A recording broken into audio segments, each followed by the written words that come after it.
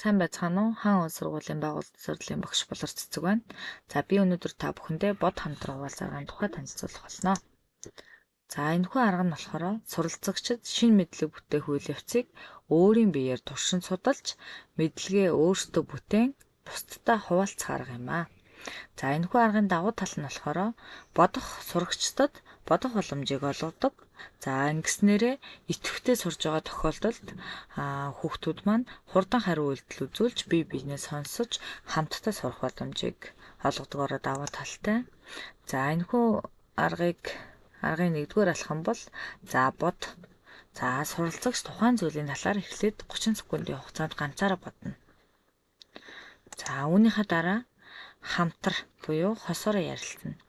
За саяхаа бодсон 30 секундын хугацаанд бодсон зүйлээ хажуудаагаа сурагчдаа 1 минутын хугацаанд санаагаа хуваалцаж өөрийн санаа бодлоо хуваалцаж тайлбарлан ярина.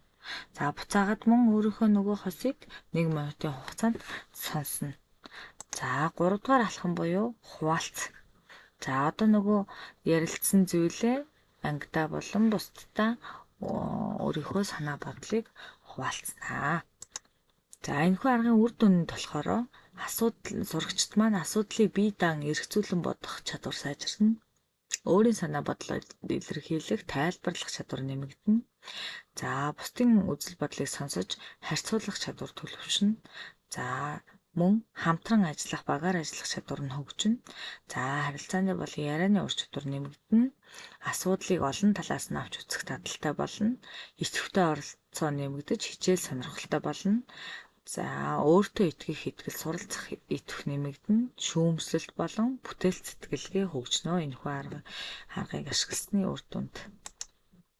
За тэгээ хамтран суралцаж хамтдаа мэдлэгээ бүтээцгээе. Анхааран сонссон танд баярлалаа.